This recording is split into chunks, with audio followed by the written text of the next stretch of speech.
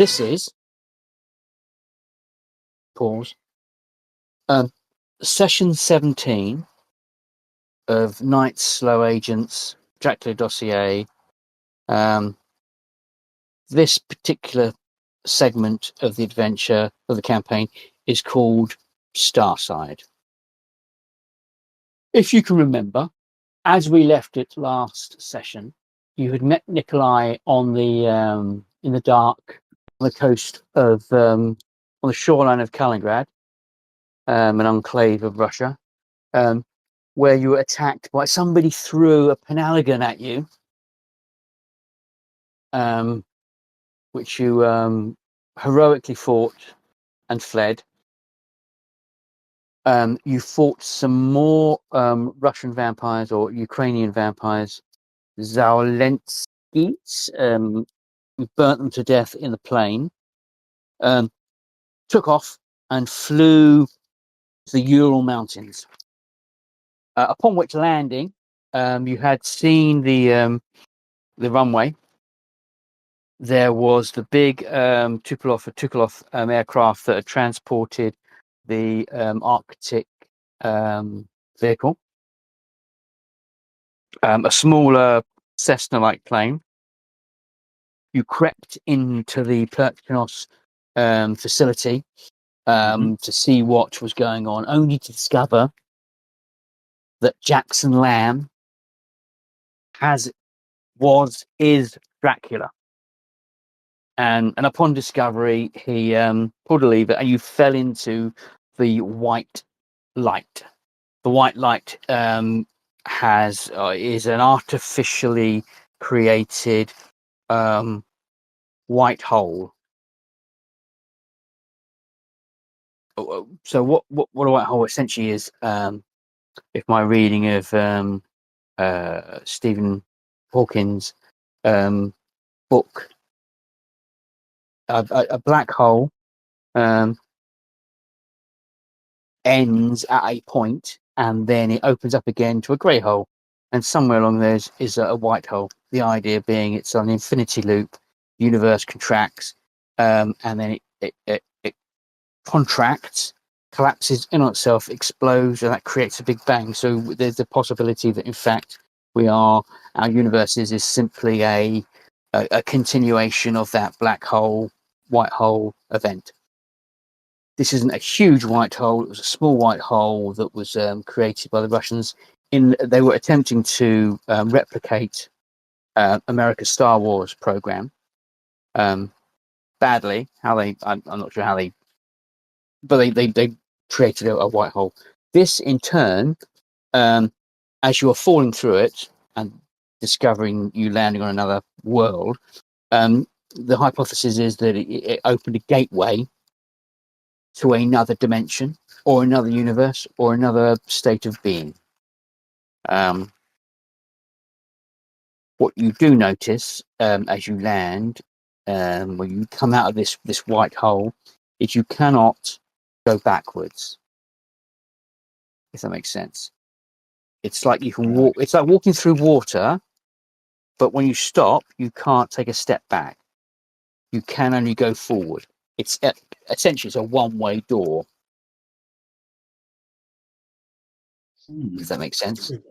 Well, that's inconvenient, isn't it? It is inconvenient. What's also inconvenient is you only have the weapons and the equipment that you were carrying on you as you fell in. So it's safe to assume we probably have handguns. So I would say, yes, go on. Probably have handguns. We probably have mobile phones, which are no use, presumably, other than maybe as torches.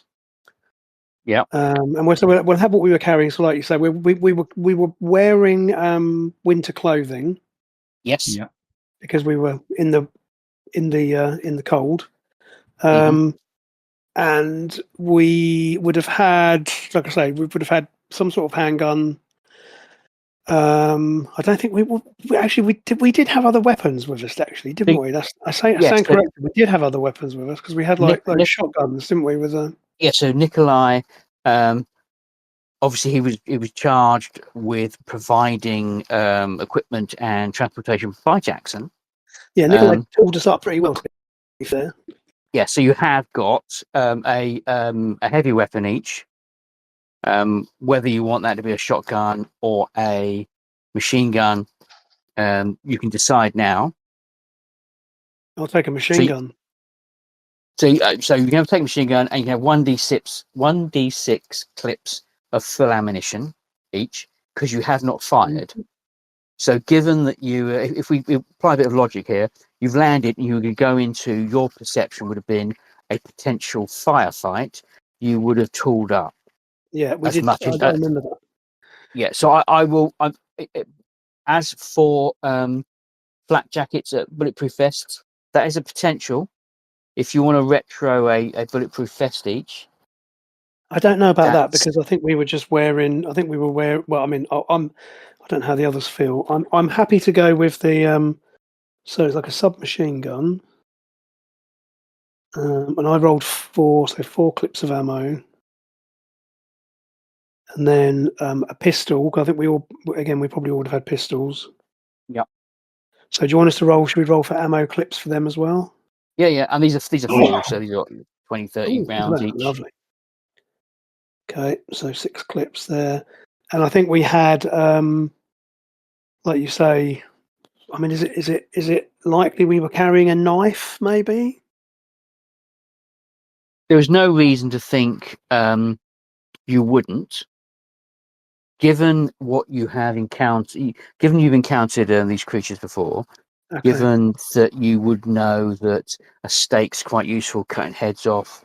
So yes, I think there is a logic to say you would have picked up a combat knife. I guess the thing we haven't got, which we probably will end up needing, is supplies, because we weren't expecting to be needing. No. I think we would have had stuff on the plane, but obviously we weren't carrying that. So that's going to be okay. So the next thing is for me though is none of us are scientists. Okay, so all we know is we've been shocked by the fact that Jackson Lamb is apparently Dracula. We've then gone into this white light, and then we've then appeared somewhere else. But again, none of us, I think, are scientifically inclined, so none of us are going to know anything about your white hole theory. We just know that we've arrived, we've somehow appeared somewhere else. So I guess first thing, so we sort of look at. I guess we look around and what is the landscape? We outside? I take it we're outside. Yes, outside. There's a vast plain in front of you. To the left, that appears to just continue way off into the distance in flatlands further on. Is it daylight or is it bright daylight? It's bright daylight at the moment. Right. Okay. To your right, there is a range of mountains. Quite a big range of mountains that are. There's a map gone. There's a map in the general. No, in the general chat. The general chat. Do you think that? Oh yeah, I think you did. No, that. I did. Yes. Yeah, it's not. It's in the map is in the what's the thing called? WhatsApp. Yeah. Oh yeah, WhatsApp. So to your right is the mountains. There is what appears to be some kind of pass between the mountains to your. So there's like a range of mountains, a valley, another big range of mountains. A couple of things stand out as that's the kind of the big geographical things you can see. Less geographical, or possibly, is further on is a series of if you've seen the Old Man of Hoy, it's like a stack, a stone column. Pretty much, they've got them in America, the mesas. Yeah. Whole single stacks. I like those the Goldfinger's dwelling, like a standing stone. A series of those that look inhabited. There's drapes and flags and whatnot hanging from them. So you are some distance away. Close to nearby, there is a series of Russian military hardware, which looks like it's been attacked and damaged. Very close to where you are. It looks like the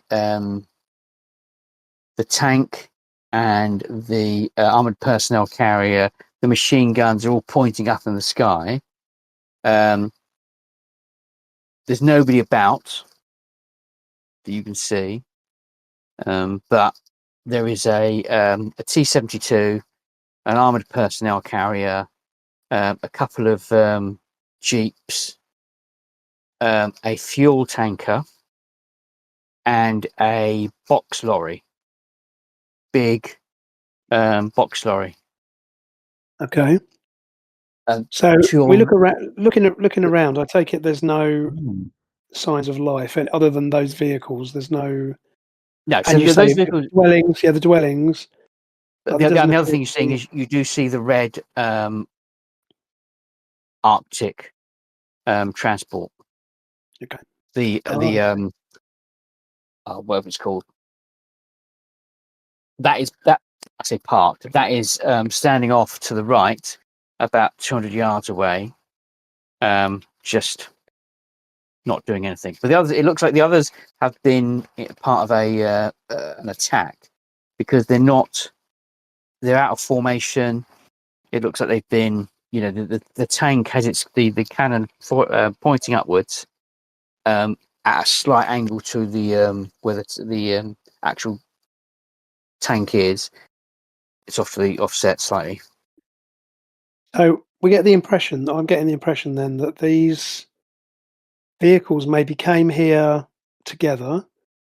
It sounds as if they were sent here to do something. We don't know what that is, but they were sent here for a reason, and then were attacked and presumably either abandoned or the crews were killed. But it looks as if they were traveling together, and then, like you say, you said they were. Seems like they were traveling together, but then attacked, and then they've obviously scattered in the confusion. No sign of bodies. Yeah, is there any sign of any from this? Bodies? Because you said we're not that far away from them, right? Blood. Yeah. So yes, you can see what appears to be a discoloration of some kind of something on the tank by the turret, and the same with the armored personnel carrier. Armored personnel carrier, as you're now kind of staring at it and paying more attention to it, the back door is open. The truck, there's tears on the side of the vehicle, and there's boxes strewn around the back. So, is it sensible for us to maybe? I guess we can skip over the fact that we're all probably freaking out a bit here because we don't know where we are, what we're doing. That could be a good 10-minute scene of us going, "Oh my god, what's going on?" But if we can move beyond that to the point where we go, "Well, look, we're here. We don't know where here is, but we are somewhere. We're breathing. We're not in any obvious danger immediately." And I guess the sensible thing to do is to head for the vehicles and see if there's any supplies, because the immediate concern is, like you say, we've got weapons, we've got clothing, but we don't have supplies. So maybe we head for this convoy and see first of all if we can find any food, water, and then the next thing to do is look for shelter. Which again, because we don't know where we are, how we got here, how we're going to get back, we have to assume we're going to be here. At least for a while. So I guess, after we've got over that, and we can skip over all of that shrieking and running around going, where the hell are we? And then we'll just have to move on. Yeah, I'm also wondering where the people are that Yeah. That were in this convoy, or Yeah, exactly. So it might be maybe they're the people in the dwelling. You said we saw these dwellings, so maybe they're there. But I think if we go investigate the vehicles first, I take it these vehicles look fairly modern, right? I mean, contemporary. They're not, Yes. because they're not from the night. They're not from like 40 years ago. These are No. So I'd say at worst 80s, at best 90s. okay. So supplies is unlikely, but it's worth. We've got to go and check it Well, out because again, not necessarily. If you are the Russian government and you think you open a gateway to another world, you're not going to send in your best of your best equipment. no. You'll send Okay. in just your second line, third line stuff, just in case. It doesn't come back. It's capable, but you don't want to send in a £1 million tank when you've got a tank that's worth £100,000 you can send in, and some second row grunts. Yeah, that works for me. Okay, so is everyone in agreement that we go check the vehicles out? Because also, if we can get the vehicles working, it also means we don't have to walk everywhere. So the other question is Rohit, Nikolai. Obviously, he is a Russian and is in the Russian side of things. He would have heard of murmurings of a secret base, but then there are secret bases all over Russia. This particular one, the only thing really you would have heard of is the digging the ice, because it's quite a big event, digging the ice truck out of the Antarctic and flying it back and being refitted for a special mission.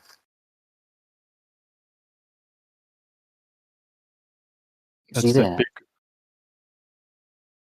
Yes, that's a big big Arctic.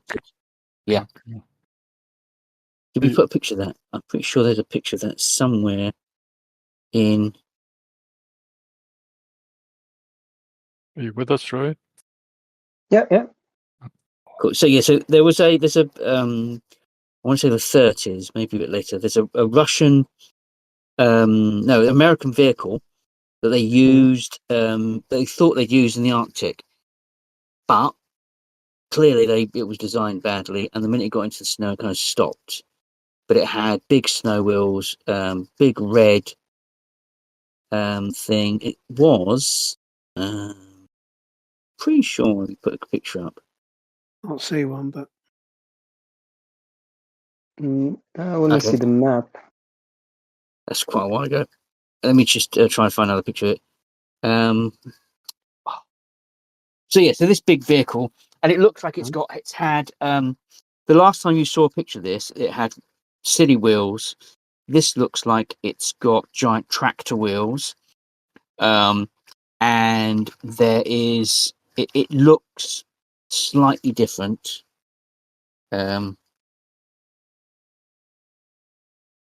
Okay. Than the one you saw all those years ago. There is. By the way, while we're looking around, Struan comically pulls out his mobile phone and picks up his mobile phone and is like tapping at it and swiping at it.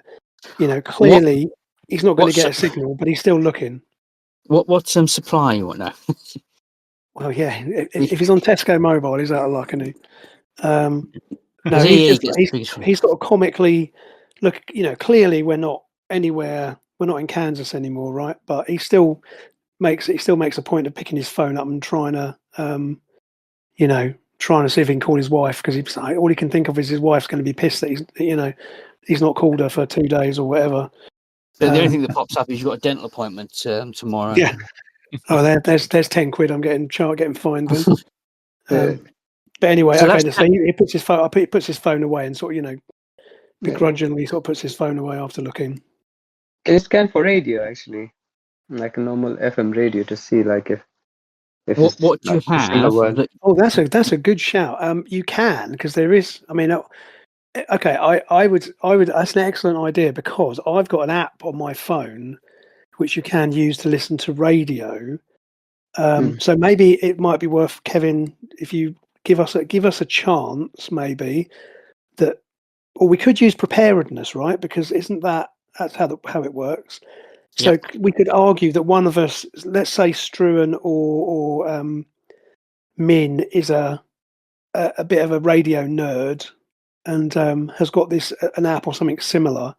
Because yes, it does. It does basically pick up FM, so it's an app, but it'll you can actually listen to radio on it. So maybe we could that might That be works without 4G. That's that works out without 5G or anything.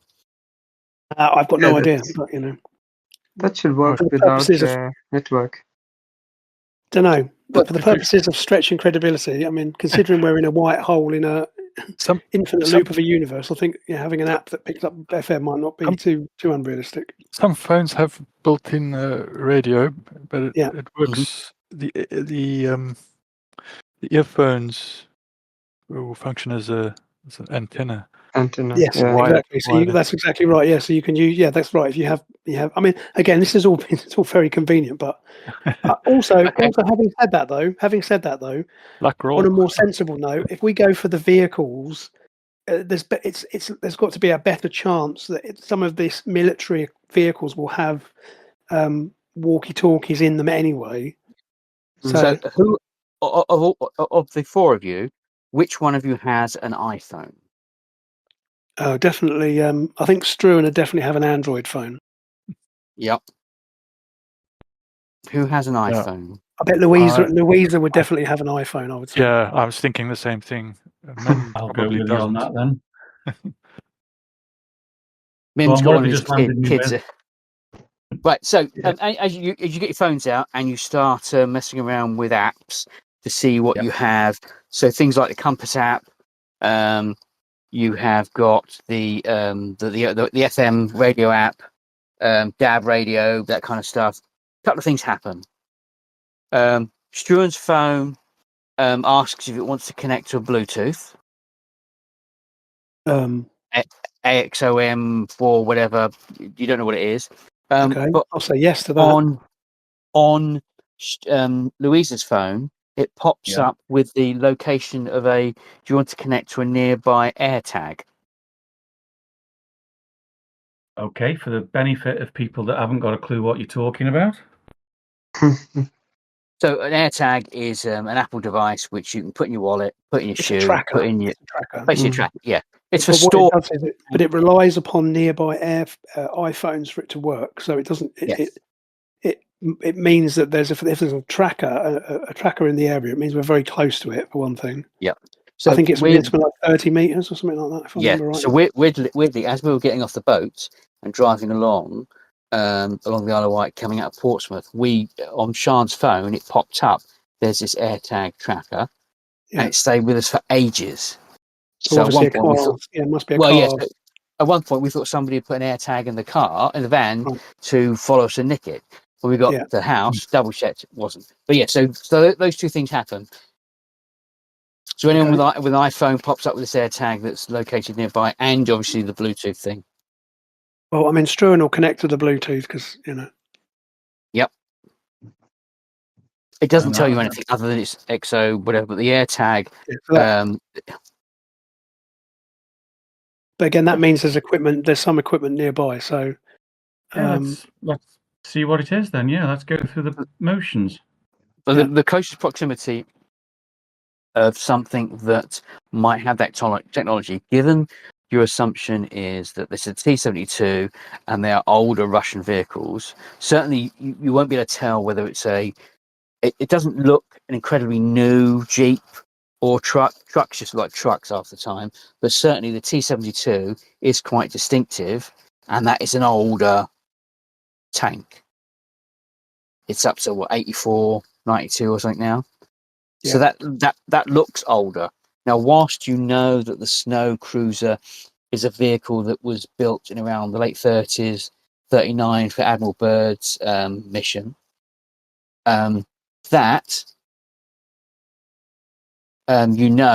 is arrived here not long ago, so to speak. And certainly if it's got AirTags and Bluetooth, and temporary, isn't it? Whether this is a good idea or bad, I don't know. But the aircraft is on top of the Vehicle, snow yeah. crawler. Yeah. Yeah, and it's still bright red, but it has those Mm. tractor wheels. You can see those stupid big giant tractors, and that you get caught in the lanes with the massive big rear wheels. It has got that kind of tread on.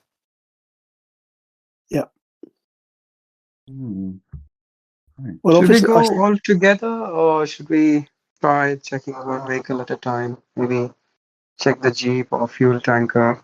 Person checks. Not sure. So what you don't know at the moment, because of where you are, I'm going to say roughly the distance between those two vehicles. You are at the nadir or the zenith point of the 30 meters, if that makes sense. So if you walk towards one and the air tag's in the other one, it'll drop out. Okay. So from where you are, it could be on either side. So whether that's a person that's staying in one or the other that's just come in, or it's, I don't know. Well, I do, but obviously you don't. one thing, can I suggest something? If we've had our little freak out. We've seen the vehicles. We know vaguely where we came from. You said that if we get to a certain point, we can't. There's no obvious sign of the white hole that we came through. Can I suggest we maybe find a way to mark the spot? No, it is the obvious. area? It's a ball of light that's sitting so it half is sunk. okay. It's Right, visible, so half sunken in the ground. Okay, but we've Sorry. tried to go back through it, and it doesn't. You can't No. go through it. Okay. No, So, but but you what I could. was going to suggest, we mark the spot, but if we can see it, there's no You can. need to do that. Okay. But if you pick up a stone and throw it, Yeah. that goes into the white hole. But I wonder. Just So is it just one the way? stone. If you come through it, you can't go back through it. But if the stone hasn't come through it, the stone can go through it. But if you were to throw the stone back from the other side, it wouldn't come through because it's one way. Yeah. So That if makes sense. somebody make a vampirology, or is it general intelligence? Well, let's go vampirology first, and then a general intelligence roll. Basically, you're trying to remember or piece together two pieces of information that you've been given, that you've acquired over the last however many days or weeks it is. I mean, I've got vampirology. I've only got 1 point in it. I'm not going to spend that. I'll just make a straight roll. Yeah. Well, I've got no clue because I rolled a 1. It's a basic 3, I'm going to say, because it's not. It's just it's just remembering two things. And Feel free to make a roll for me, somebody. Yep. Oh yeah. Or just tell me what you rolled. Roger got a 3. Okay. I rolled 5. I Okay. got a 2. So Roger, sorry. Nikolai. No. So Nikolai, whilst you got a 5, your understanding of this is based on your myths and rumors and legends, rather than the straight information that Mim has got, because Mim was there when it happened. But essentially, what you remember is there was talk of a number of vampiric strains. And an event, a darkness, of something that was coming that scared even Dracula. And this was told to you by Varney, who was sitting in the glass cage. There was some darkness coming. They are coming. You know from Carmilla that Father Frenzy was one of the Danube strain who had turned up in the Danube. Right. And he was a vampire that was still in encased in amber that you dumped in a river, dumped in the sea. No, you dumped in a lake somewhere. Yeah. So if you piece some of that information together, there is the possibility of a second gate opening up somewhere in the Danube. Okay. Dracula has come to this place for a reason. You know, Barney had said that there was a coming storm, a darkness that was coming. Carmilla said similar things, and had talked about the Danube strain and hiding Father Ferenzi from Dracula and from her as well. And also, there was somebody else told you something. There was another. What's her name? Mina Harker, in the underground part of Dolphin Square, had said that Dracula was going to the Ural Mountains to sort some things out. So you kind of think, given some of that information, there could be a second gate to the Danube that might not be as easy to find because you haven't had hundreds of vampires come through. Right. Hmm. So is it in the same direction on the west where the range of mountains are? You don't know, but but given the information, given you've thrown a stone in, so if there are two gates, you can come in through one gate and leave through the other gate. Right. So Yeah. kind of you think, based on some of that information, that there may be a way home if you can locate the second gate. Yeah. But if the stone goes through that white blob, can't we just sit in a vehicle and drive it through in?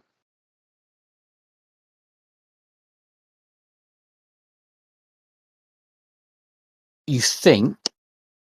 I mean, you could try. You could try sitting in one of the vehicles and driving back. If anything is driven through, you can only go through that gate once. If that makes sense.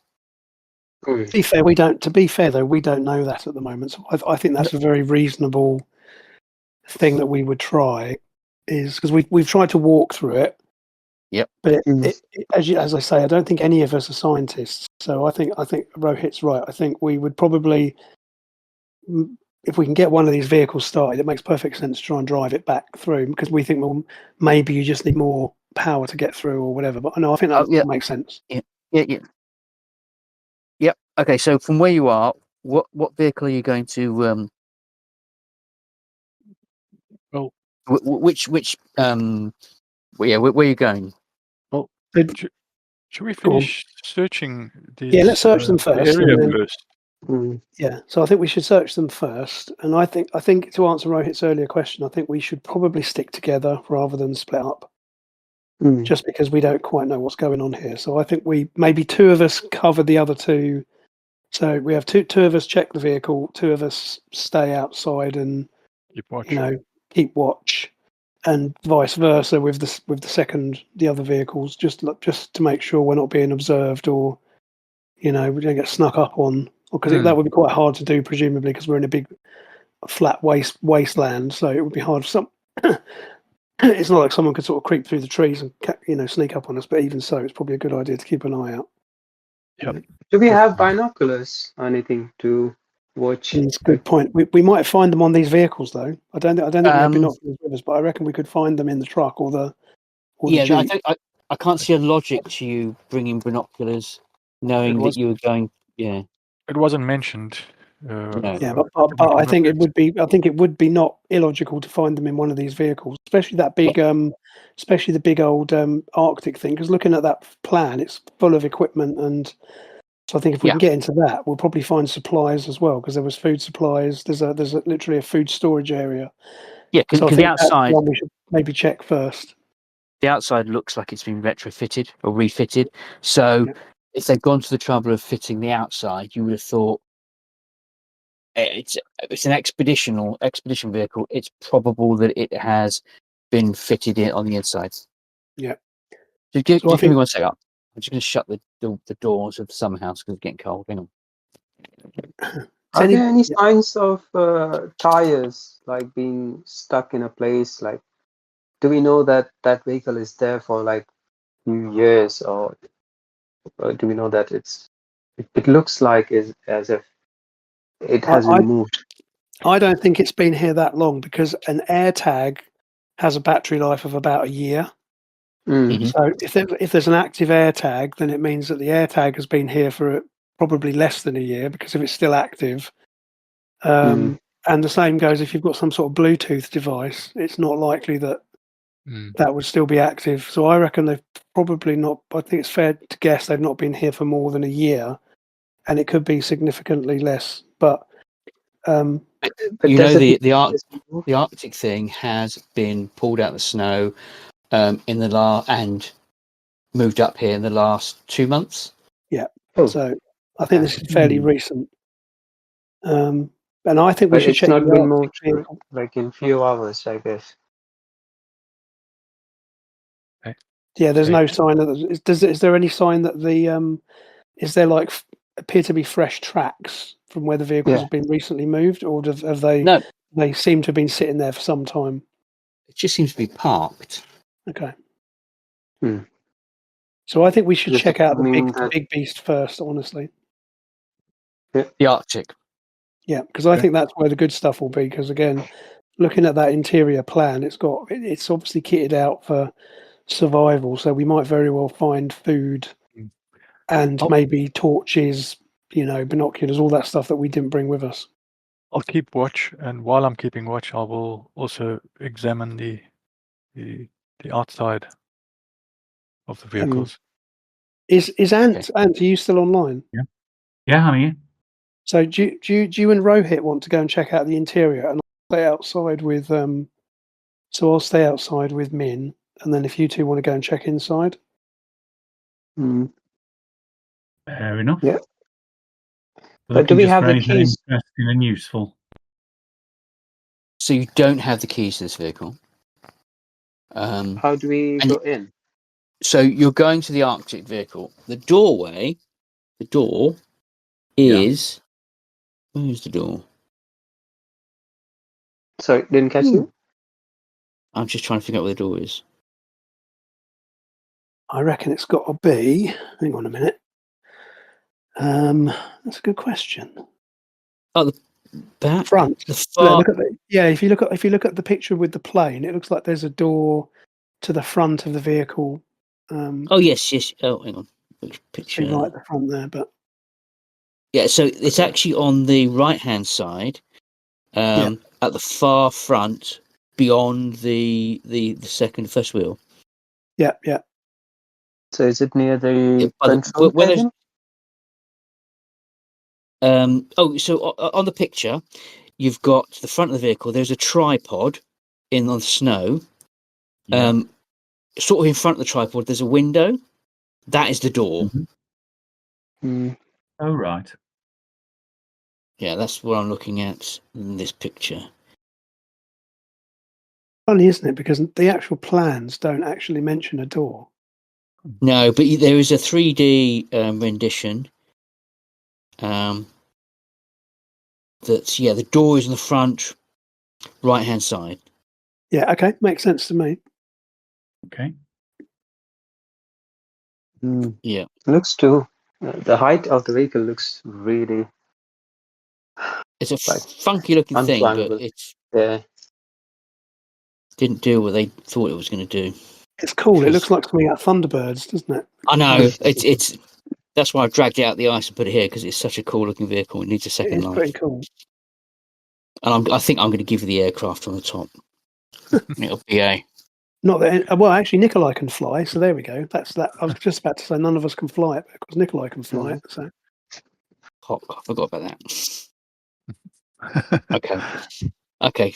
But you have there. So let's just deal with that afterwards. So yes, it is parked. You have to walk. So it's parked facing the mountains. So it's kind of it's almost like it looks like it's been driven in and just parked. You walk around the front. It only has the one door. That you can see. If there are other doors, they would be internal doors that will open outwards, if that makes sense. It's only the one door that looks like it has a handle. So Nikolai and Louisa are going in, is that right? Or Nikolai Yes. and That's correct. okay. Yeah. Who's And going Min to? and Struan are just like walking around the outside of it, keeping an eye out, but also just checking the outside of the vehicle as well. Okay, who's going in first? I'll go in going in. first with my Okay. shotgun. Okay. That question's not worrying at all. So the door is unlocked. I'm Thank sure that's nothing to goodness. worry about. Nothing to worry about. You need to make a roll. I'm just going to go stability until I find the actual. Make a stability roll, and you've got to get over 5. Holy crap. Yeah. I may change that once I've found particular thing that's going to happen. Oh, where's it gone? That's a high number. It's basically Can I like stick a couple of points into that? Yep. a sanity check. Yeah. Essentially. Oh, bugger. Well, I hit a 3, and that's including the 2 points I put into it. Okay, so there is a Nikolai notices that there's a white flash of light, and Louisa, Yes. you remember your mission. When you arrive in the vampire world, you are to take the Arctic vehicle, which will have high-grade munitions and explosives in. You are to drive it into the center of the vampire stacks. Before detonating it, you will activate the pre-recorded message. Once that message has been played, you will detonate the explosives and destroy the vampires of Starside. Fantastic. What has Have essentially I said happened that out is, loud, or am I just hearing that in my own head? you know this to be fact. So essentially what's happened is you have opened the door, a trigger mechanism has gone off, which has reactivated a hypnotic suggestion, hypnotic command that you have had imprinted in your psyche. Not a problem. Do I have any idea about directions? So the vampire stack. So this isn't like So the vampire stacks you saw. That's what those mesas, the tall stones opposite the mountains were. Okie dokie. So this isn't like it's a command, but it's not like a blind. You must do this now without hesitation, and just your eyes roll in the back of your head and you jump in. So you still have control over your actions to a degree, but you know what your mission is, if that makes sense. So do we think this is something that Jackson Lamb has implanted in the past? It must be, mustn't it? Yes, totally. This is This is Dracula has literally given you a mission, and he's set this up so that you are here. This is entirely set up. You have walked into his trap entirely.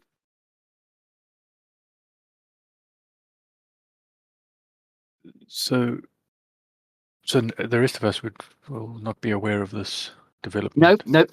It's and now, Louisa, you step into the vehicle. No doubt I'm trying to get it started. Well, no. So inside, sitting on a chair, is Standish with a weird-looking light gun thing, and she smiles and says, "I've been waiting for you." Quite a while, I'd imagine. About 3 weeks. No wonder it smells in here. Thank you. Is it just me and you going then? So, no, I'm waiting for the rest of you. Oh, right, we're all going, are we? Yes. So Rohit, Nikolai, Mhm. as you step in, she flashes the gun again. So you've got to make a stability check, and do the same Uh, thing. right. So that's D6. Mm-hmm. Here we go. H 2. 2. Okay, so same as with Louisa. You have had this planted in your brain. Your hypnotic command is more vague. It's not you will go into the stacks and destroy them with the nuclear bomb that's in the red vehicle. It's more you will assist those that have been commanded to do, because your command was done much earlier. Mhm.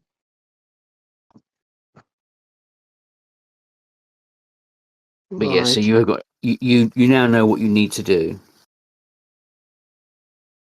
So would that mean that I'll go in and plant a bomb on this vehicle? No, so what you have to do at some point, somehow, is to drive the vehicle into the stacks, in the Mhm. center of the stacks, detonate the bomb that is in the red vehicle after Mhm. playing a message that's in the loudspeakers. But your mission is to assist them, because you weren't in the slow horses directly under Dracula's his influence. Yours was a hypnotic suggestion that was done earlier in preparation for this. In the grand scheme of things, it's possible it wasn't even Dracula who did that suggestion.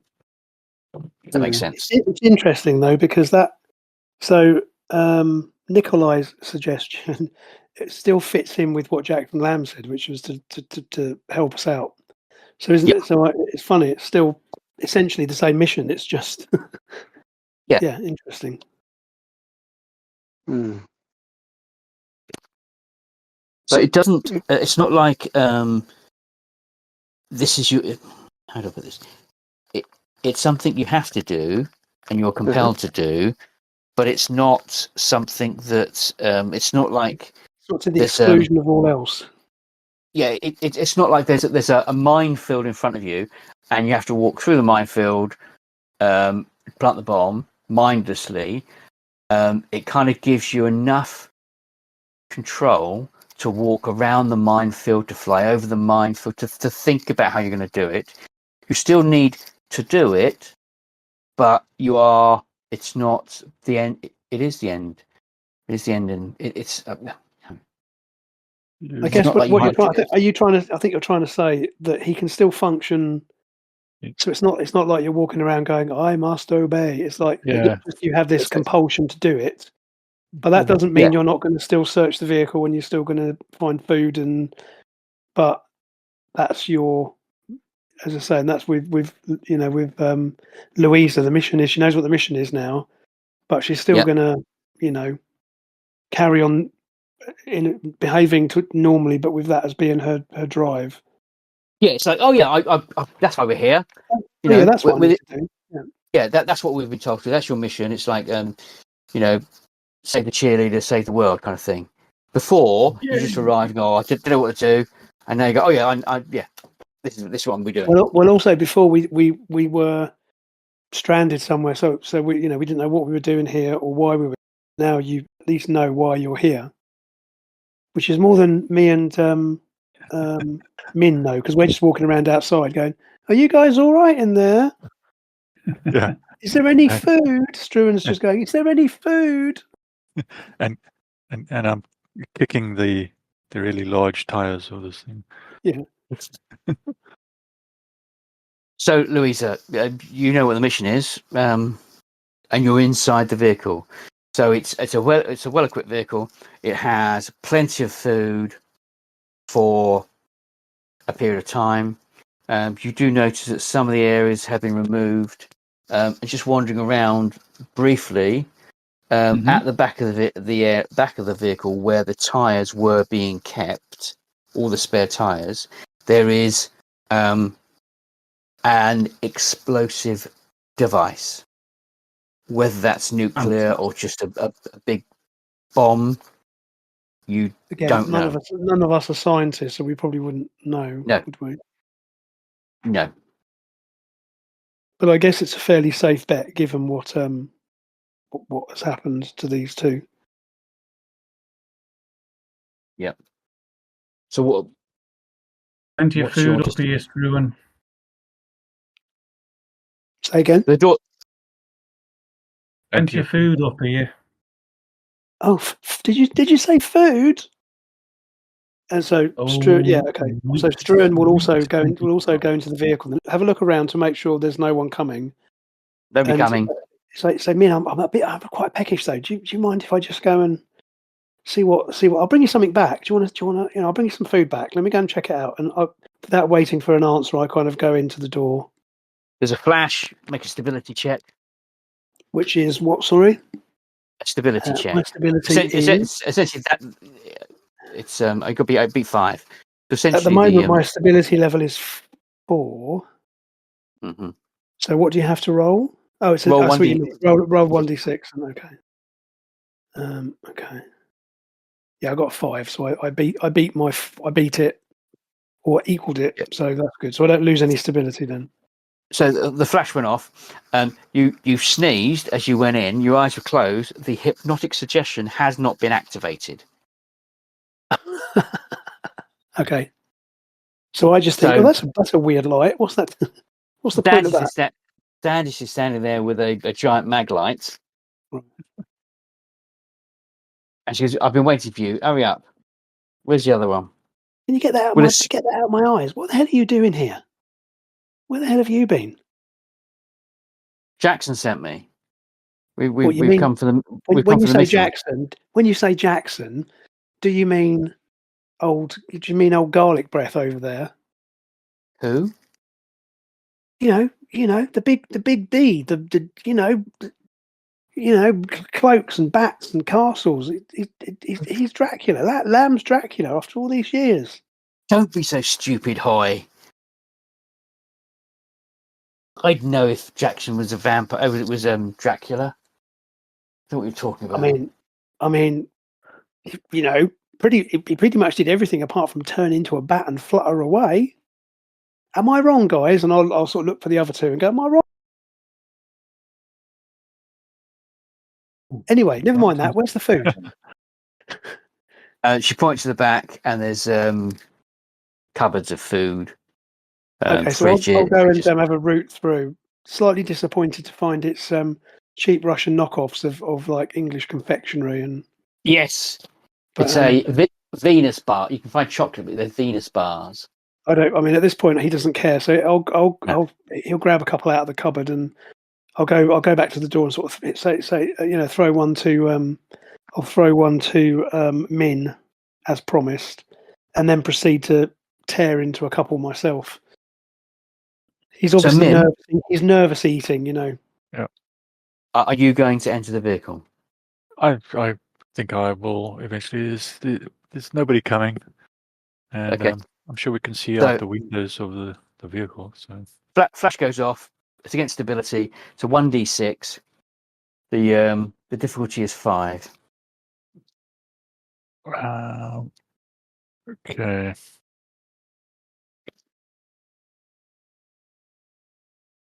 I'm just going for a straight roll. I hope I get high. Let's see. Okay, so I was considering putting 1, but that wouldn't have helped. So no. So essentially, it's the same as before. You know what the mission is: destroy the stacks, play the recordings, destroy the stacks. There's no mention of getting escape, but the hypnotic suggestion or the hypnotic command does not preclude you finding a loophole in which you can escape, if that makes sense.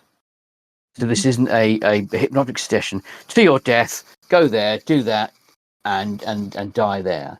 It's destroy the stacks, play the message, destroy the stacks, I won't. detonate the bomb. So It all makes sense now. yeah, it's like, oh yeah, of course, I remember what we're doing now. Yeah, and it's like it's so natural. You haven't realised it was a hypnotic suggestion, if that makes sense. Yeah, Yeah, especially it's only Struan who's like, "Got to do what? I don't know what we're talking about." especially I rolled a 1. Yeah, That's- yeah. So, there is food in the vehicle. There's a huge bomb at the boom back of the vehicle. There's a picture. No. So, below the tail of the aircraft in the black and the grayscale image, there is 2 tires in a storage capacity. Let me get a picture of the storage. In that storage capacity, is that storage area, is the huge bomb. Huge bomb. That picture. Do the Right. trick, shouldn't it? Sorry? I was just making conversation with one of my colleagues. Should do the trick, shouldn't it? I Should certainly do. think so. Yeah. What kind of bomb is that? I'll Well, look at it- it, pretending I has can make some kind be- of sense of it. it has to be big enough to destroy a series of stone stacks on the, from the bottom up and potentially create a fireball. So there are large barrels of, let's go with napalm, a napalm-like material, oxybromine type 5, whatever it's called. There is a device in the center of that. So there's these large 4 canisters around with it in the area where the tires are, and a huge bomb in the center. It looks like there is a phone attached to the device. It's called an EXO 4A101. So that's the which- Bluetooth. That's the Bluetooth network that we saw. Yes. So Struan's phone is Bluetooth to it. Okay, so Struan is immediately going to turn off Bluetooth. So Struan was the detonator. You had your phone could have detonated it. Next to it is an AirTag. Oh, look. Ah, well, just You can't detonate it via the AirTag. Detonate it via Bluetooth. No, but the AirTag's a locator, isn't it? Yes, and so this was essentially a way of making you go to the vehicle. Really, so you Right. go in, king, there'd be an AirTag, and you So go. once again, that's we're doing exactly what Jackson Lamb wanted us to do, Yes, because he needed us to go into the vehicle to initiate the hypnotic suggestion, the smarmy git. I do note in the grayscale image on the right-hand side, roughly in the middle of the crane, it says windows over berth equipped with binoculars. Yep. So, To study stars. Oh yes, yeah. yes. for what it's worth. Yep. So there is a Hydraulic jack. yeah. Hmm. Change the oil But also, tank. this thing's got a Yes. fully equipped. It's got a fully equipped tool room, hasn't it? It's got a lathe and Yeah, photographic darkroom. Not that Yep. you'll need that. so Ski this landing gear. vehicle's got everything. Yep. Welding generator. Might come in useful. Never know. So some of this Hmm. stuff they would have updated, because this is obviously created in the 1930s. So they wouldn't have had time to rebuild the engine. So what they've probably done was knew what engine was in there, and as to do part of the refit is they drop the old engine out, put the new engine in, put the new better tires on. So some of the stuff will be original. So the photographic darkroom and gallery is just the old 1930s stuff. The gas for the plane is new. The oil tank is new. Food storage is new.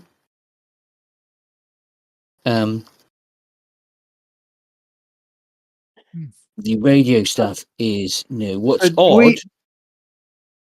Go on. Sorry. What you kind of thinking is odd is somehow either the Russians have done this or Dracula has done this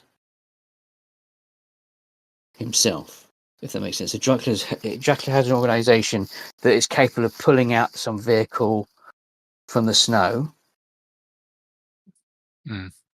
So rather than buy a special vehicle and that might stick out like a sore thumb, this is simply a case of he's found a likely vehicle, retrofitted it, and with a degree of theatrics because, he's Dracula. Yeah, there is a reason why the theatrics point to a snow vehicle, but that's not something you're going to find out just yet. That's purely just a part of a theatrics bit. So do we think then?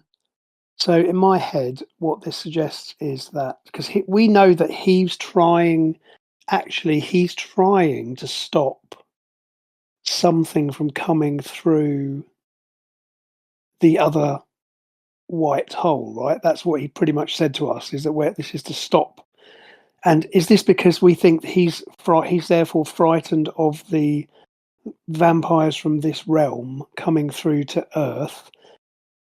And it's possible he could, and again, I'm just thinking out loud here, but it's possible he could have either influenced the Russians to mount. So, in other words, the Russians mount this expedition to protect the Earth, or more specifically, to protect Russia, because this white hole they discovered is in the Ural Mountain. So they've sent this thing through to essentially stop whatever's on the other side. But it's possible, of course, that Dracula could have influenced that, because as we've just discovered, he's quite capable of planting post-hypnotic suggestion or whatever. Or it may be that he simply found out about this expedition. But it kind of seems like he's on the right side of this, because it's like he's trying to stop them, whoever's in this realm, dimension, whatever you call it, from coming through to Earth, right? Well, does anyone else feel the same way? Unless it's some kind of vampire killing, beings that he doesn't want. Maybe. I mean, it could be that. Yeah, I'm sure he's not doing it for altruistic reasons. I'm sure he's doing it either because he doesn't want them to come and take over, to be the only boss vampire on the block, sort of thing. Mm-hmm. Yeah. So in other words, it could just be simply that he doesn't want them to come through because they present a threat to him and could therefore, supplant him. Because again, it's hard to believe that Dracula's got any kind of, good intentions, but it's almost like it's the right thing for the wrong reason. You see what I mean? Yeah. Of course, we don't know that. But it seems quite clear that the Russians mounted this expedition. They retrieved this vehicle. They've retrofitted it. They've sent all these vehicles through. So the next question is obviously what happened to the crew of this, who presumably came through with the vehicle. Yeah. And I don't suspect we're going to like the answer to that. Standish is the only person that's in the vehicle that didn't come through with you. Okay. Oh yeah. How did you get here? I drove this thing through. You drove this? Yes. After we had the encounter with the crazy woman in the tunnels, and what's his name? The annoying one.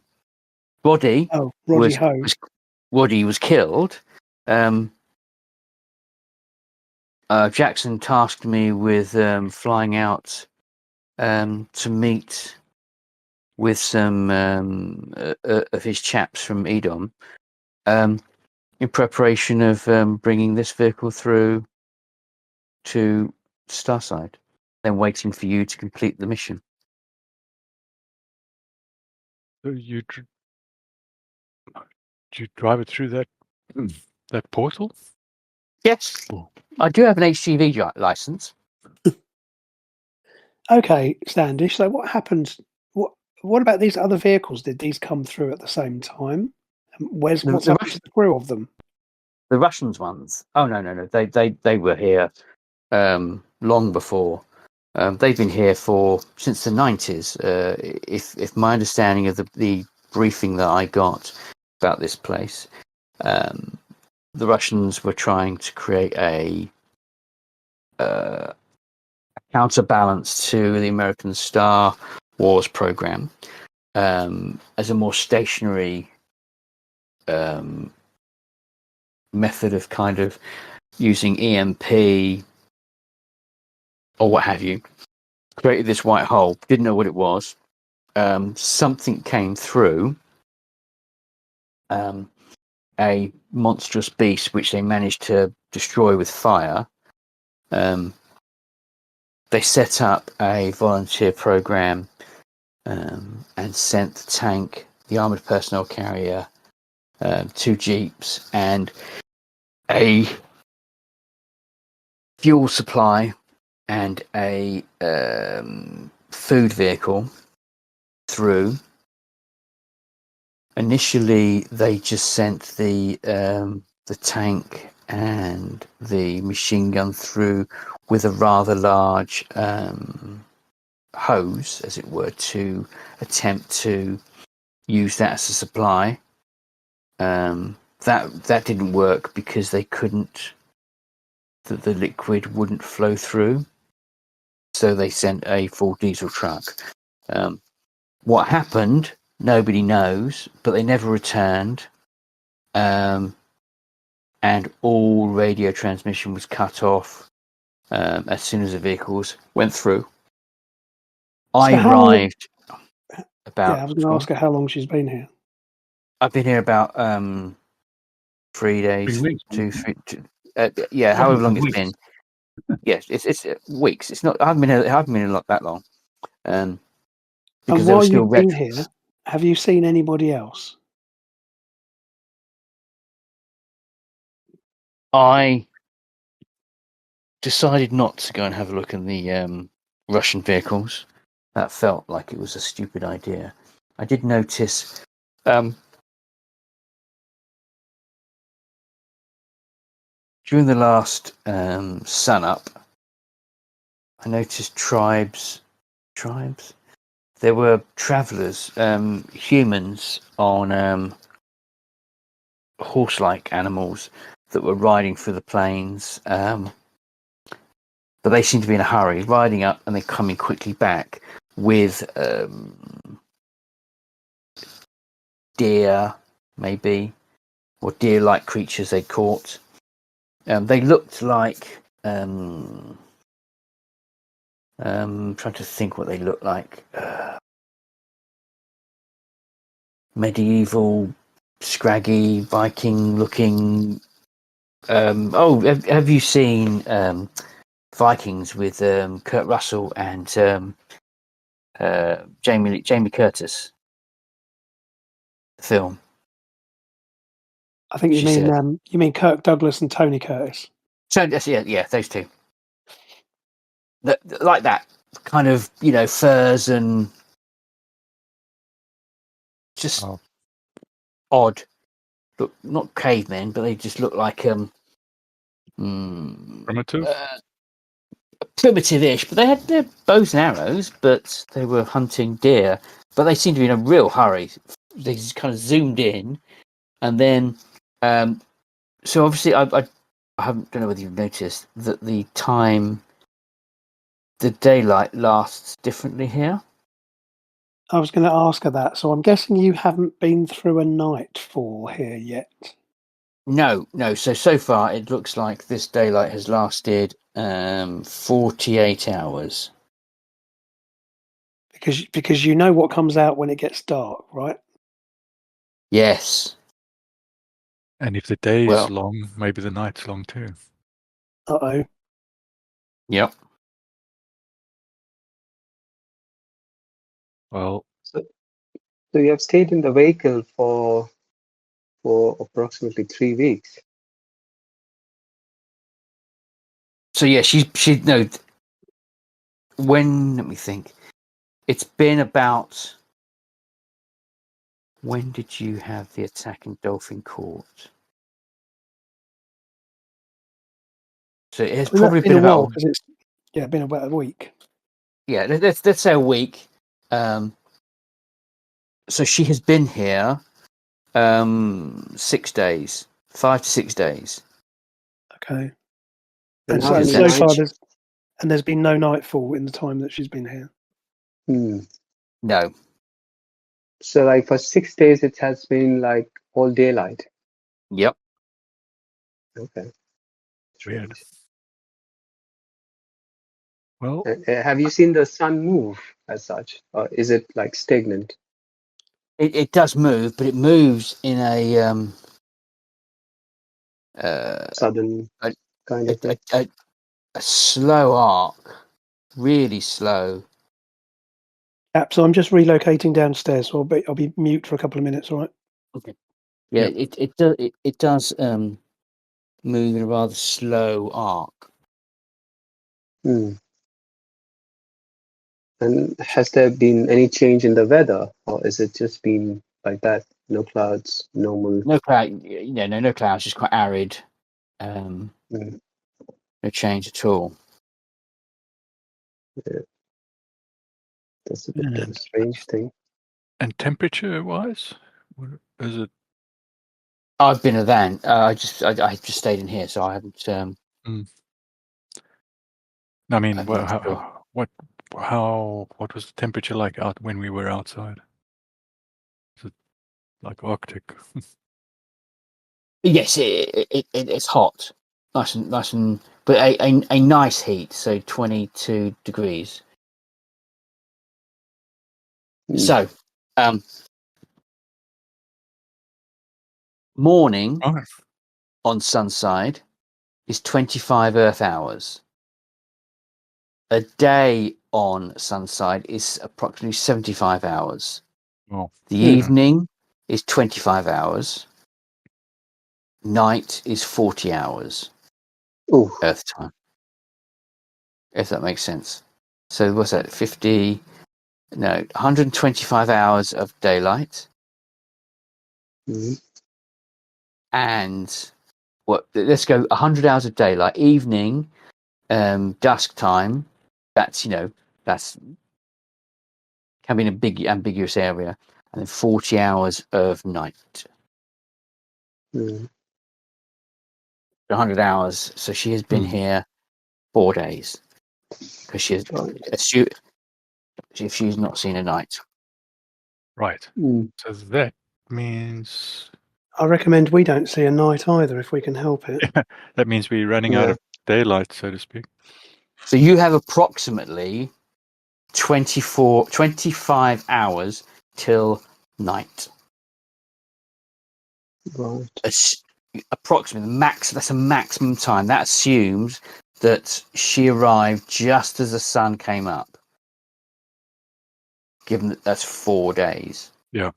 And we're not So going to be that lucky, are we? so you have between 1 and 25 hours. Well, perhaps we should get moving. Is there anything else we should do before? Can we move So this vehicle actually? I'm sure we can yes, drive it. it's drivable. It's not that hard to drive forward and back. You do Like have an enough fuel? aircraft. You do have an aircraft on the roof. Hmm. The aircraft does not have wheels. It has sled Yeah. No, it's going to have wheels and skis. So is it Is that worth trying to take the? Is it worth wasting time? Okay, so hang on a minute. So Struan is not affected by this hypnotic suggestion. Louisa is. Yep. But we Nikolai all are. is. Yep. But just not Struan. No. So, but given how Struan is, both in the show and whatnot, I would suggest that Struan is just following along because Exactly. it doesn't need the hypnotic But suggestion. my question is, he might bulk at the bit where you're going to drive a truck into a thing with a nuclear bomb in the back, because that sounds kind of like a suicide mission. Yes. And the hypnotic suggestion We'll park cannot that make for you. now. Yeah, so a hypnotic suggestion cannot make you kill yourself or throw yourself off a building, No. but you are compelled to do it. So it's not telling you to kill yourself. It's telling you to destroy the stacks, play the message, and destroy the stacks. Now that may be that the only way to do that is kill yourself accidentally, on purpose, or whatever. But that it's not telling you to do it. If that makes sense. And So Struan, do we think it's worth? So okay, so presumably a combination of Catherine and Louisa will have articulated what the mission is, right? They've said, well, look, now that you're all here, Yeah. this is what we need to do. We need to destroy that stack. Mm-hmm. And so I presume they're not going to hang around too much in trying to achieve that objective, right? So they're going to be starting to make right, we should get moving. Mm-hmm. Is it worth us suggesting, or is it worth us thinking to take the time to then send the plane up to have a look around, or do we know? Does Catherine know where we need to go? No, Catherine doesn't know. There are no maps of this place. Catherine doesn't know. Nobody's come out with a map.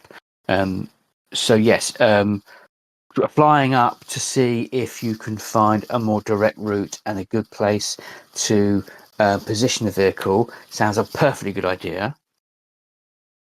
In addition to any other exploration you want to do, but that sounds like a perfectly good idea from everyone's perspective. You're not going off mission. You're enhancing the mission by finding a better route. Yeah. If that makes sense. So yes, that Yeah, seems that's what I like was a getting good at. idea. But I wonder whether they would object to that, or is it actually going to? Because we don't know where the target is, essentially, right? So we need to find out where the target. No, in the distance, In the you can distance, okay. see, but you haven't. You've got there's no maps. But yes, you think Okay. that actually you can get. So do we have any idea how to get this plane launched? Because it looks like it's on the back of the. Is it on the back of the truck as we found it, or is it on the ground ready to take off? It's on the back of the truck. There's a couple of levers, and it will be. Must be a crane or something. Where's the? You get them off. It seemed to be a crane for the wheels, but Yeah, I just wonder how it takes off, It's because tied up. clearly it's not going to take off from the top of that truck because there's no. no. Yeah, there is a detachable derrick is used to Oh, I see. change There it tires is. and handle Yeah, plane. no, I see. It's in the black and white diagram. There you go. Okay. Yes. So you essentially attach the derrick, and you crane the plane off. Okay. And obviously Nikolai is going to have to fly it because he's the only pilot. Yep. So who's going to? And I suggest he takes a spotter with him. Yep. So who do we think is best to go as a spotter? What stats are we looking for? Well, so you want to spot hidden, don't you? But you want to make the same spot hidden roll and see who rolls behind. It's not spot hidden. It's notice. Hmm. Is it notice? I wish. notice. Yeah. Yeah, it is notice. Yeah, so I've got one dice in that. I've Okay. got 2. Where is notice? And Technical. Oh, technical. Yeah, I've only got one dice in that as well. So. Who got 2? I've got 2. But not too enthused about getting in that old plane. What do you think, Nikolai? Does that thing look airworthy? That looks like really old. No, it actually Yeah. no. This is a new aircraft. Ignore the Mhm. image. It's an actual new aircraft. This isn't the old 1930s thing. This is Ah, the equivalent of a 2019, 2018 aircraft that has been. It's a Russian okay. spot. It's a small Russian spotter plane that Hmm. can take 2 people, or should take Right. 4. Let's say it can take 4 people to keep not to split the team. Hmm. And it's Okay. it's not jet, it's a propeller, so it's kind of a small 6-year-old aircraft. You've flown one of these before. It's not a Yep. hardship. Okay. Let's do it. I'll take the binoculars if that's going to help. So what you do need to Yeah, do, that would be helpful. there's plenty of blockers. But what you will need to do is detach it. Right. So we Don't need think mechanics that. or something like that. What's the sling wire that's going through in the black and white It's a radio image? antenna, I think, isn't it? Yeah, so there is a I radio think antenna, which is detachable, and which you can move out the way. That probably just you probably lift it out both sides and it folds down whilst you are lifting the plane off.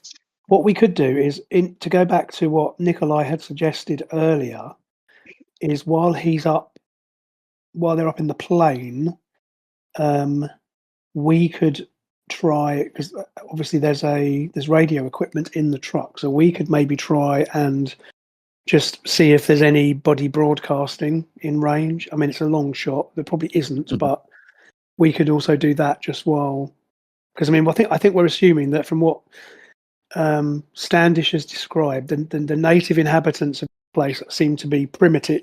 Let's call them primitive. Let's call it. I guess they're probably what, Stone Age, Iron Age, maybe, if they've got bows and arrows. Possibly Possibly. intelligent, but if they Yeah, are certainly if they're being hunted, hunter-gatherers with weapon. They have weapons, Yeah. but we've nothing to suggest there's anybody here of any higher technology. And we also assume that the vampires, whatever they are, currently sleeping. But it wouldn't be a bad idea to just have a scan on the radio and just see if there's, because again, it seems unlikely any of the Russians are still alive after all this time, but it wouldn't hurt for us to do that whilst they're up in the plane having a look around. Does that seem reasonable? Yeah. Cool. Yep. So, I'm just wondering how to fly this plane, because it would need it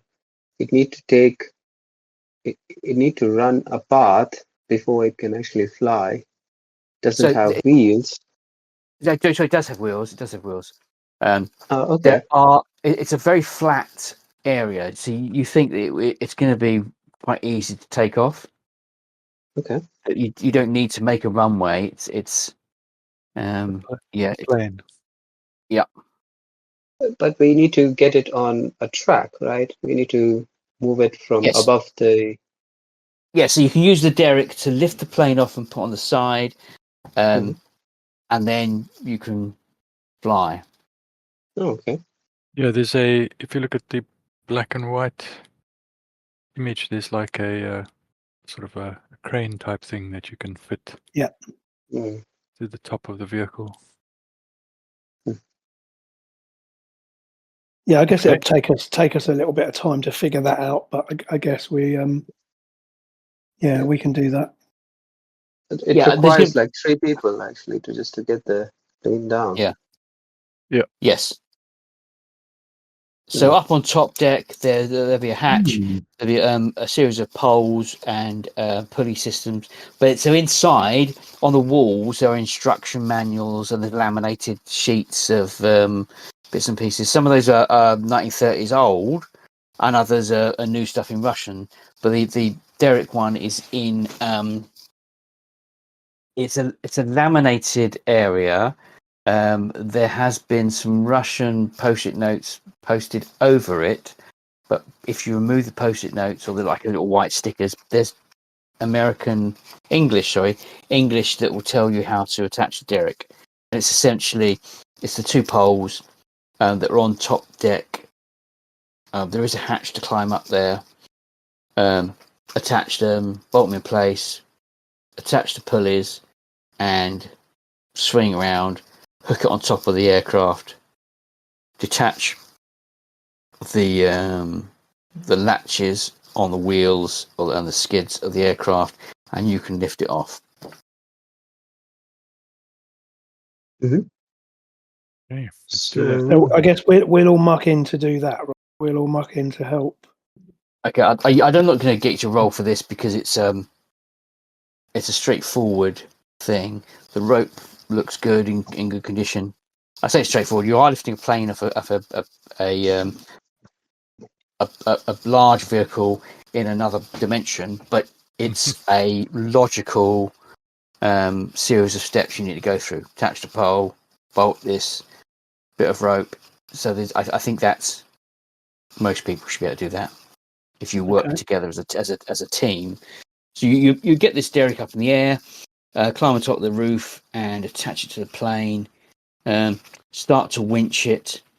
It's a bit stiff, but there's a tool room full of oil and tools and stuff. So a little bit of oil, and it takes you about an hour to get this thing in place and your aircraft winched off the aircraft, and in a position to be able to fly. Okay. The aircraft is full of aviation fuel. It's got an automatic key, so you don't need a key for this thing. There are cut sets of binoculars in the plane, and there's 4 seats. Okay. Let's get it rolling. And Well, Russian plane, you should have no problems with this. yeah.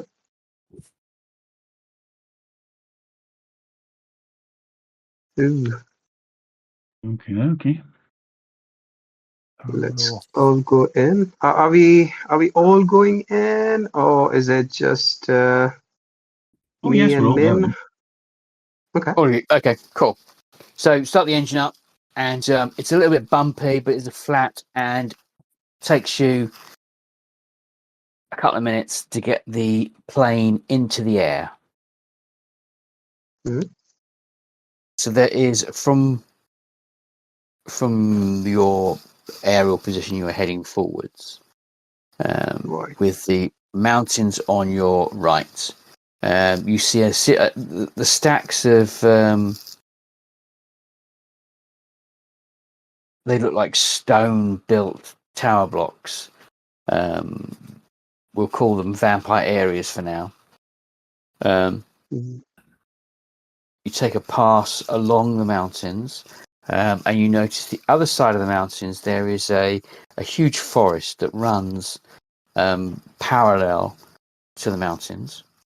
There is a large pass between the mountains, just as you were taking off, that enables people to walk in and walk out, or travel between mountains rather than climb over the mountains. Mhm. Moving forward, in the distance, you can see the mountains eventually kind of peter off, and there is a series of rolling hills beyond, but that is some distance away. The other thing, up from the heights you get to, however many hundreds of feet you go up, over the mountains, beyond the trees, beyond a fertile fringe, you can see potentially a desert. There's a great wall of yellow in that distance. To your left, in the far distance, beyond the open plain, you can see snow, a vast snowy area. Just looks like ice and snow. There is a mountain in that snow with smoke coming from it. Possibly a volcano, possibly whatever, but you can see smoke coming from that mountain. And that's quite a few hundred miles in the distance. It essentially looks like you've landed on a flat Earth.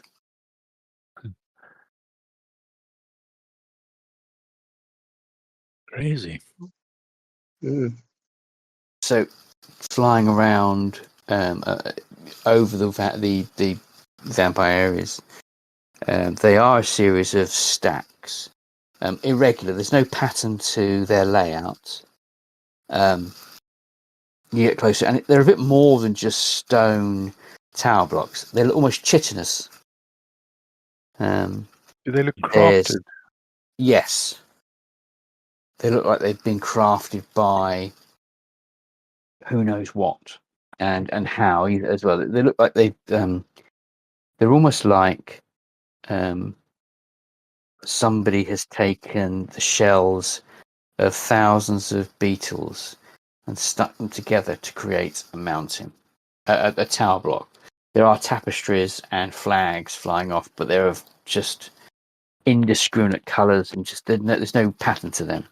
The top of each of these areas is a platform. They look like there's some kind of steps going up to the platform as you're looking through binoculars.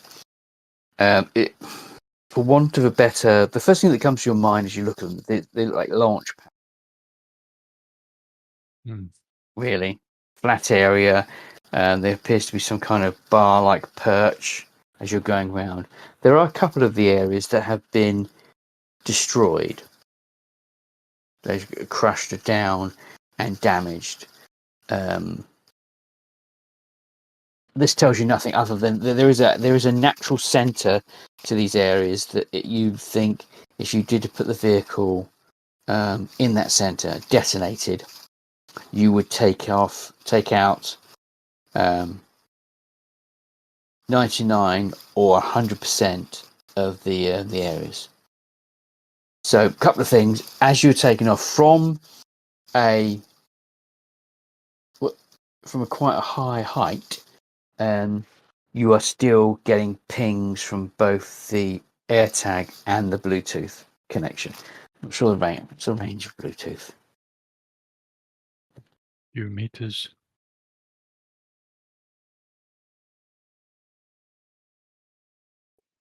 Are we still on the plane? Sorry, I didn't get that. Yes, so you're still flying around. That's a really long distance for Bluetooth to come out. Yeah. Yeah, I'm just trying to find the exact range. But then again, this is a flat Earth type situation. Yeah. I mean, all bets are off. Yeah, so we come through a portal. yeah, physics will be the world will work slightly differently here. Except for confused. Right. So the range is 10 meters. 10 meters is quite less. So that's 30 meters, isn't it? 30 feet. 10 meters. Oh, so we are flying very close to the ground, actually. So as you took off, yes. So you notice there is it occurs to you that there must be a Bluetooth extender on here. So you could detonate the bomb in the air. Oh, well. While we are flying. Okay. And do it that way.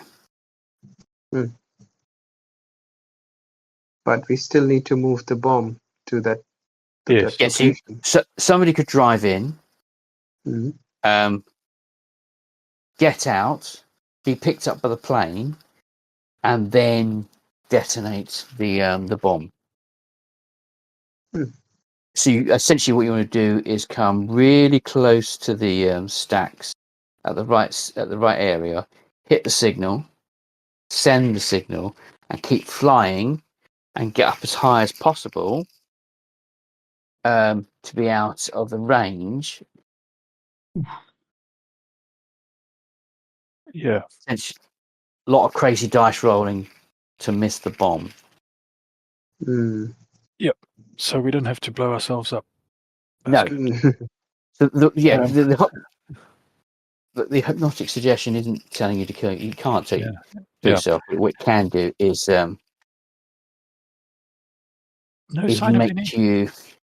No, so in terms of life, there are on the other side of the mountains, in the trees, wisps of campfires and smoke. Can they see us? Hard to say whether anyone's looking at you because They- you're in the air and they're in They the must- trees. Surely they must hear the noise. Yeah, of I the mean, plane. Mm. If we can see the smoke, they must hear the plane. probably you get because the information you've been given about the what was seen on the way the people were looking, you kind of think that it's probable that they've never seen an aircraft before. Mm. Yeah, we could be like So, gods to them. yeah, Yeah. you could end up. It's potential that you can end up creating a cargo cult. Mm. There was that. Thank God. Yeah.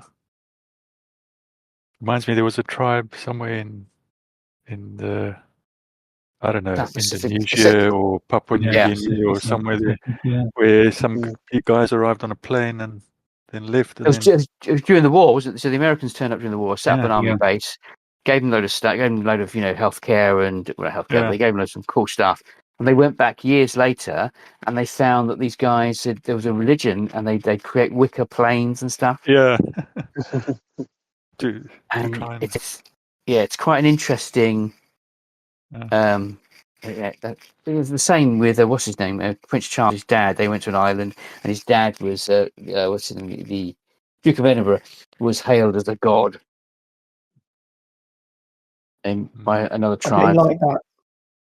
Yeah. But those fuzzy ones, I bet he did. But he loved it. So, class 1 Bluetooth is a range of 100 meters. Wow. With an extender, I'm going to let you have a 200 meter range, maximum range. Okay. So the So other thing you have got, which is it's essentially a radio wave, because you are in a place where, so you've been playing around with the radio. There's no signal at all. There's nothing causing interference on the radio waves. So you think that even though the maximum range is 200 meters, it's not like you're going to get to that very end of those 200 meters, and the interference will stop you getting the signal getting through because there's nothing causing interference. It would only be the aircraft itself that would create some degree of interference.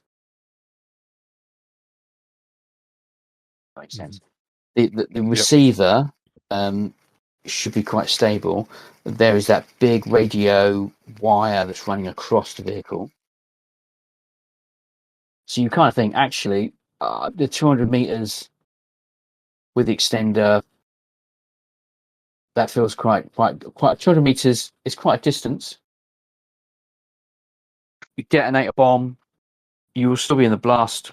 You'll still be caught in the blast, but if you are the right side of the stacks, if you take off and are behind or get low actually behind some stacks. The stacks will take the bulk of the explosion, and you will be protected a little bit. The shockwave should still hit you, but if you can get out and land as a shockwave comes, you think,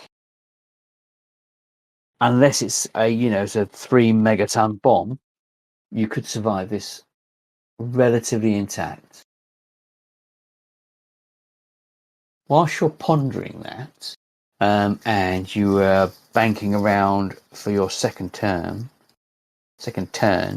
looking at the stacks, you notice that the sun is going down, albeit slowly. You're heading back towards your vehicle and the Russian tanks, and you see in the distance there is the white glowing gate, for want of a term, that you came through. Mm-hmm. But beyond it, to the right, some distance back, from the height you are at, you can see a second globe that is sunken further into the earth. So you wouldn't see it at ground level, Mm-hmm. only if you were, on top of it. But you have seen it at your height. You can see it as you're flying along. Excellent. Mm. So that's our way out of here. Yeah, so make a point of noting where that is. Yeah, so you the front. So you can get, if you can plot a trajectory using the front of the T-72, the back of the truck, and the actual first gate. You can see a point of almost a line that you could follow. Yeah. And you can fly over this thing if you want, and land by it, and have a look. Not sure we need to land there. I mean, how far is it from the other portal? So you broke up then? Say again? I'm not sure we need to land there. I mean, No, how I don't far think is we it? do. We can fly past, but You can fly past, but you could land and Yeah. take one of your knives and throw it into the oh, I portal. see. Yeah. Confirm that you can get in. Mm-hmm. That you won't need to do any rolls for that. That's simply landing. It's only running over, chucking knife in. Yes, Yeah. as long as you don't touch it, that is your escape route. Okay. Only Struan would have the forethought to think, I'll just go through that now and not bother bombing because I'm not compelled to, or I don't need to. Yeah, I'm glad you mentioned that. But everyone else is on the mission, and you just assume that's the mission. It's not, you haven't got a hypnotic suggestion, so you could, run through. You'd be the only one doing it, and the others wouldn't stop you. Mm. But that splits the team, and that's that's up to you. Something occurs to me, right? So we've got to drive this truck because it's carrying the bomb. So presumably the plan is that we drive the truck and you drive the truck up to the base of this stack and then we detonate it. Yeah. Is it worth seeing whether we can get, and you said that there's a blast, we said there's a range of 200 meters. Yeah. So is it then maybe prudent, and Struan will suggest this if, so maybe while the others are off in the plane, and Struan will think, well, could we not maybe see if we can get like the armored vehicle, like the tank working? You could follow the truck in the tank because we know that they use armored vehicles to like observe like atomic explode. They've done it in the past, haven't they? So you have armored vehicles So I wonder whether we have that. If we can follow with the tank, you park the tank 200 meters away from the where you're going to blow up the truck, and then the others, whoever's driving the thing, we all squeeze into the tank, and then you start driving away from the. Once you set the thing off, then obviously it's going to go off, and then maybe the tank will give some protection. I don't know. Does that seem possible? I don't know how likely it is we can get the tank going, but again, with Nikolai's experience, and as a mechanic, and because I seem to remember he's got really good mechanic skill. So maybe we could do that as an option. If you can get the tank working, that sounds like a brilliant idea. Worth a try. I mean, I know time's running out, but we've got a few hours, so maybe we think about doing that. In the meantime, while they're up in the plane, then so they're going to land and test. So meanwhile, back in the thing. So I guess we'll turn on the wireless and. So yes, you turn on the wireless, and any broadcasts, but I guess there probably isn't. So you run through shortwave, long wave, medium wave, UHF. Tony Blackburn will probably be on, but he's on everywhere. Yeah. There's no signal until you get to UHF. Okay. You pick up the plane. At UHF, there's a ping. Oh, is it like a directional finder or something? Yes, there is a. It's almost like a directional finder, like you found a number station. I knew you were going to say number station. Yeah, but not quite a number. You couldn't resist it, could you? No. It's the Orford Ness Lighthouse. Yeah, Orford Ness. 1 7 1 4 2. Oh, okay. So we pick up the signal on UHF. What is Pleasant Green? No, yeah. So it's a ping. It's like you would know what a number station is. You've experienced them. You kind of it's part of your training as an overall arc of the MI5 kind of stuff. But it sounds it's not numbers. It's a ping. It's almost like it's a crude number station. So that could suggest there might be people still here who maybe are just broadcasting in the hopes that in case somebody comes through. Does that seem plausible? A locator beacon, it could be somebody with a radio that is simply sending out a ping every now and then, just as a, Because what we know of this place and again, admittedly, we haven't seen much of it ourselves, but from what we've been told by Standish and what we've seen, it seems as if this is beyond the native inhabitants. As far as we know. Yes. So this is likely to be maybe some survivor or survivors from the Russian expedition, but we don't know. And also, I guess the mission that we're on, the others are not going to want to look into this, right? Their mission is to do the mission, and everything else is secondary. So, unless you can find a way of a narrative to get what you are hearing into the mission. So whilst they have that mission of doing that, so it may be you go, well, these might be Russians, they might know how to work the tank. So we need to use that. Exactly what I was thinking. Yeah, as long as there's a logic to it within the mission parameters, then yes, that they would do it. All right. So am I right in thinking? So sorry, I missed it. Is it it's in the plane we've got Min, is that right? So it's me and Louisa who are on the ground, is that correct? I thought we all got in the plane, but did we all get in the plane? I initially thought you all got in the plane, but we'll say that okay.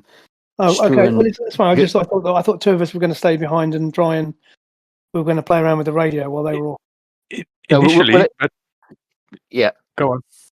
I was going to say that was the initial plan, but I think given what Struan's come up with, we'll retrofit you staying behind and everyone else staying in the plane. So that's interesting. So, all right, fair enough. So Struan is, So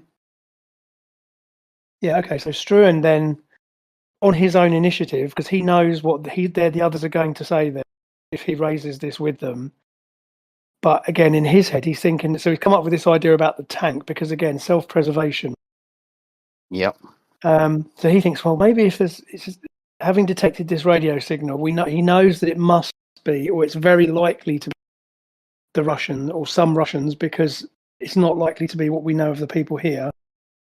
Mhm. So in his own head, this all makes perfect sense. So then what he's going to do then, I guess all he can really do is if he sends a signal, tries to send a signal on the same, the UHF band as well in response, because you can't, it's not like a voice channel. Is that right? Or can you send voice? You don't know yet. You just get the ping. So Right. So he'll sort of go, oh my Christ, that could mean there could be some survivors here from the Russian expedition. So that means they could, if they're here, maybe they could help us get this tank up. But anyway, we can park it for now. If you want to go back to the plane, sorry, I didn't realise. Yeah, so we'll park it for now. So he's basically fiddling around with the radio, okay. figure out a way to get communication. But don't forget, he's not very technical. So. If the hang on, sorry, the phone just popped up with an image that started making noises. In the aircraft, you've landed. You chucked in. Somebody's chucked with their knives in the gate. Discovered, yes, this knife which you brought through the other gate, which would not have gone back through it, will go through the other gate. So there is a way out. Back up in the air. Struan you can communicate with him in the air. So you now have a lot of information, visual information about what you can or cannot do, where to park the vehicle, possible escape routes. But as you are coming back, you notice, let me get the location is correct. You notice on the right-hand side, click on that. Just at the top of the mountains, there is possibly a structure. It looks nature doesn't build in straight lines, right? And unless it does, but there looks like there is a bit of a structure up there, high up in the mountains. Can we see it via the binoculars? Looking closer, you can see what looks like a stone-built fort. Hmm. Well, this could be our Russians, couldn't it? Given that they've been here for, we estimate for a number of years, it could very well be that, and it would make sense if they've been able to, survive. Then they'd have to have some way of protecting themselves. So it makes sense. Could be them, but obviously we don't know for sure.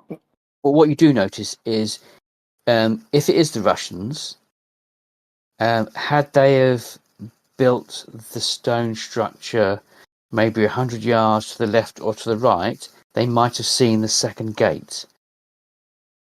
That's typical Russian bad luck, though, isn't it? It's a direct line from the other gate. So even at that height, they've completely missed a way home because they had no aircraft to fly around and have a look, and they possibly are fleeing. But yeah. So sorry. So did you say that I'm in communication with the plane? Yeah, you can speak to the plane on the radio. Assuming they tell me, therefore, that there is they've seen this structure. So I'll just say to them, have you guys, is there any sort of antenna that you can see? Is there any kind of, because I'll say to them, I've picked up, we're picking up a signal on the, UHF band. So it's likely that if it is coming from that location, there should be some sort of aerial or antenna, because they're transmitting on UHF, so they need a big antenna for that. I will peer through the binoculars and see if I can spot anything. Yes, so you notice that up in the mountains there is a stone structure. There is a scaffolding pole or a pole of some description that's attached to the structure. You do notice also in the mountains that there are motorbikes. Yeah. So again, this sounds like You see a couple of motorbikes leant up against the side of this stone building. Actually, but this is really, you're flying at, I don't know, 100 miles an hour, 200 miles an hour, and you're trying to see this thing. So you're getting, through the high-powered binoculars, you can see stuff. You can arc round and fly over it if you Would it wanted make sense to stop by? What, do you want to land there? Yeah. Probably couldn't land in that place, but what you could do is fly over it and take a couple of passes and have a better look. Could we use the radio on the plane to contact them? So Struan will tell you that it's UHF. It's a UH that it's transmitting on.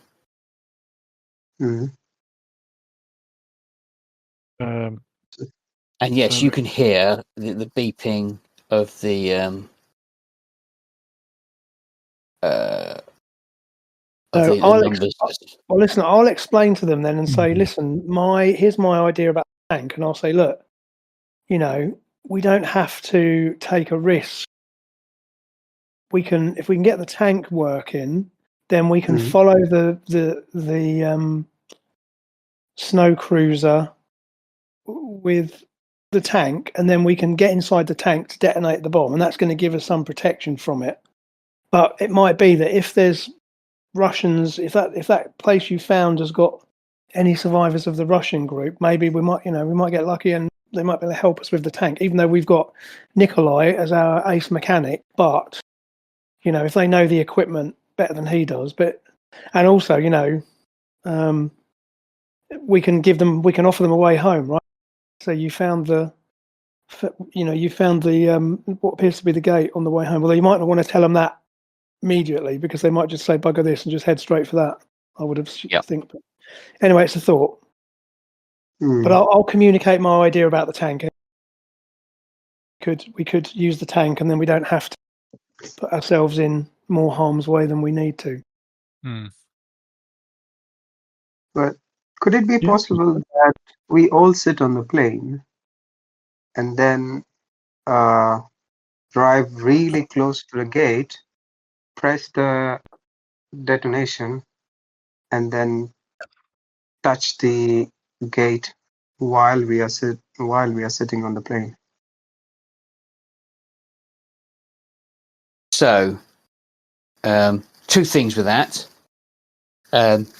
Yes, you could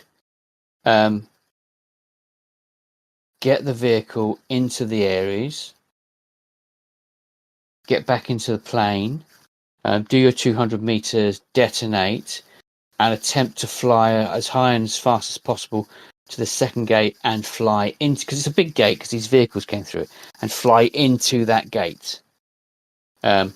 You don't know what's the other side, other than these things are called, the vampires that came through were called the Danube strain. And that's essentially what you did at the end of the Mask of Narathotep. You flew your plane through the gate to get into the volcano, if you remember.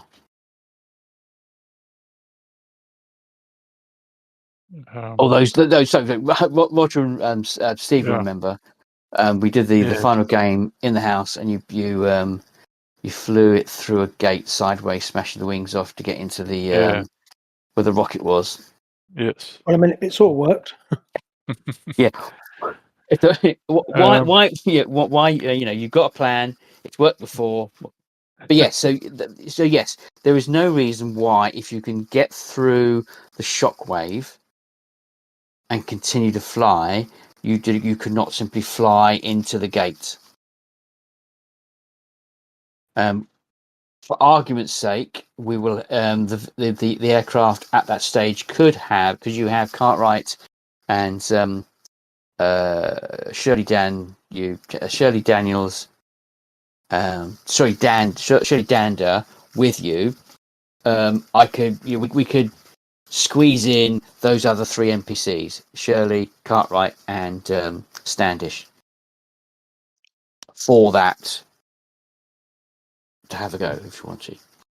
But as you circle around again, you don't see any movement in that stone structure, but it looks like it is a fortified box on top of a mountain, with a radio transmitter. Russians radio transmitters running at UHF were, discontinued in the 2000s. They were an emergency beacon that they used to use on the vehicles. Hasn't been used for 25 years, so you kind of think that the vehicles that came through the gates had come through in the late 80s, early 90s. So these guys have been here potentially 35 years, give or take, 35, 40 years ish. So is this where the smoke that we saw earlier? No, so the smoke is far to the I want to say north, far to the left, shall we say, beyond the vampire the vampire areas or the vampire stacks. There is almost like a snow-like area that is hundreds of miles in the distance, but you can see a mountain with smoke coming from it, like a volcano kind of thing. Mm-hmm. So yes, there could be survivors, but they would have been here 35 years, give or take.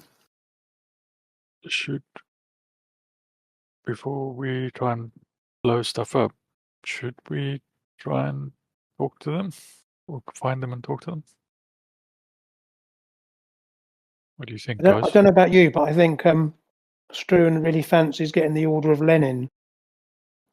So, if we can rescue these people from here after 35 years and take them home, then that's got to be worth a medal in anybody's book, isn't it? So a couple of observations. Obviously, their motorbikes were up there. So they haven't moved the fuel tank. They haven't moved any of the vehicles in that configuration. Yes, the truck has got some boxes scattered on the outside, and there's some cut fabric. But you haven't gone and had a look. So to determine how long they might be there, you could potentially check the truck to see what's left. If it's still full of food, then they didn't last that long. If it's completely empty of food and boxes of supplies and stuff, then yes, there might be survivors up there, because they might have set the radio station up as a kind of a basic thing, used the motorbikes to come backwards and forwards, for some reason left the truck there, the fuel tank there, but brought the food up with them. Could there be a risk that the vampires have already got them, and there are actually vampires inside the bus and the fort? That's the reason why nobody's coming out in such broad light. Also, we'd have to hike up the mountain, which is gonna eat up a fair bit of time. Yep. And yeah, that after a certain amount of time, it's going to get dark. So Scarfell Pike takes 6 hours to go up and down. Ooh. So, and how many have you used? So while this flying. thing, you don't know how high it is. Possibly as high as Ben Nevis, which is a 7-8 hour up and down round trip. With a motorbike, half an hour, 20 minutes. You have no motorbikes that you can see. Well, But we have the Jeep. You have the Jeep, so you could get you could drive to the very bottom of it. Or the other thing is to attempt to communicate with the UHF. You actually just ring them back, so to speak. That's an idea. Yeah. Only one of I you mean, can speak I'm Russian. happy to do. Yeah, but again, I'm happy to. I mean, I've got I've got the most powerful transmitter back in the truck. I'm guessing. Yes, but they are in the air. So whilst their transmitter may be a tenth of yours, Yeah. they're above them, pointing down. If that makes sense. And also Well, they can fly. I guess you could directly above. just try calling them, and because again, it's possible more of them may speak some English.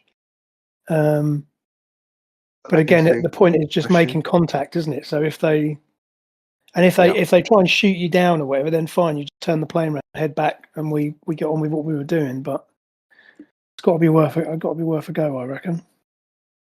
Okay, so who's going to try and make contact?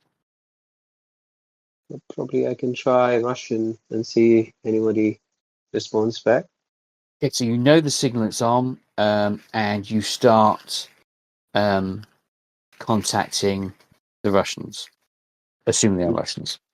Okay, so you don't need to make a roll because you are quite a noisy aircraft flying around, and if you haven't heard an aircraft for 35 years, the minute you hear one, that's something quite big. If that makes sense. Exactly. Yeah. So you start pinging, and a croaky Russian voice comes over the tannoy. He tells you his name is Simon Krakow. Fuck off. I don't know many Russians' names, but Simon Krakow will do. He's been here 38 years. Have you come to rescue him? Who are you? He sounds quite emotional and quite shaky on the radio. He's babbling at times, but he's kind of like he has heard of another Russian voice first time in 40 years. Yeah. So we are the people who have come outside of the white warping zone, and yeah, we come to rescue you. They come at night. I am the only one left. Mostly. Mostly. I've got no fuel. The motorbikes broke 5 years ago. I've managed to get. I've got. Help me! I'm in the watchtower. Can Help me you out. somehow come out so that we can confirm that you're not an actual vampire? Hang on. So it takes it's a couple of you have to swing around. You have to circle round a couple of times, but eventually you see him come out. He doesn't come out of that stone block. He comes out from behind a rock that's some distance away, and he's wearing a Russian uniform. That's that it probably doesn't fit him that well now. The guy looks older, white hair, He puts his hand up to the sun as he's looking, and he waves at you. Doesn't burst into flames. Which is a good. That's a good sign. Yeah, Mm, but he grows wings, and no, he doesn't burst into flames. He looks like an old man. mm, So you kind of do the mental math. If he went in when he was somewhere between 20 and 30, assuming the volunteers, possibly a 30-year-old, maybe he's 68. mm. Poor Well, bugger. yeah, we can't leave him here. Just think about those. Just think about that lovely medal. Mm, Hero Well, of Russia. Can't land there either. Can't land. You to hike up and hike back down again with a 78-year-old is doable, but you would need time. Mm. You mm, would need to spend your 40 hours in the vehicle.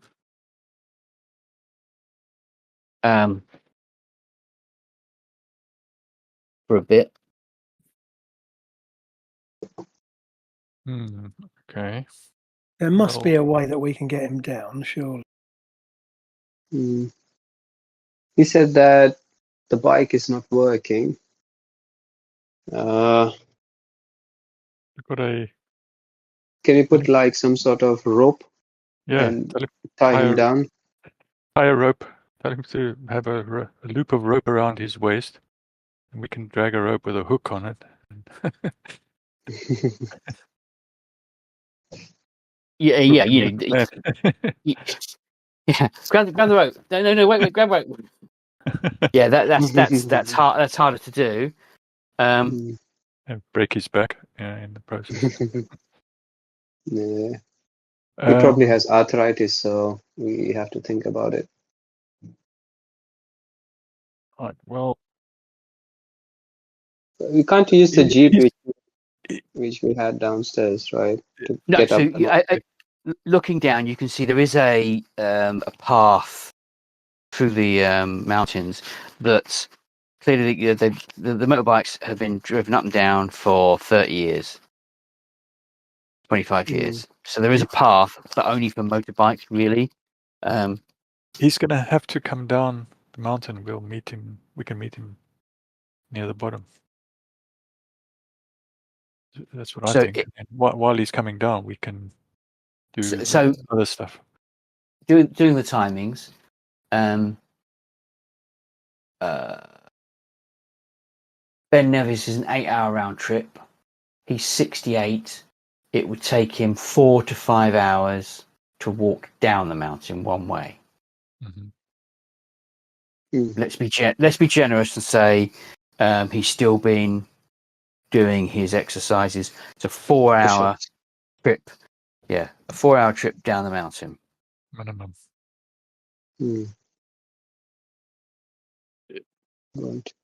And then meanwhile, we can set up our situation with Tanks and everything. Yeah.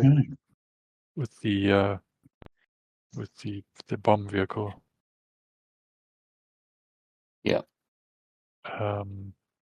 So and you we can meet him have at the bottom or in the jeep, pick him up, So and then hopefully we're ready to.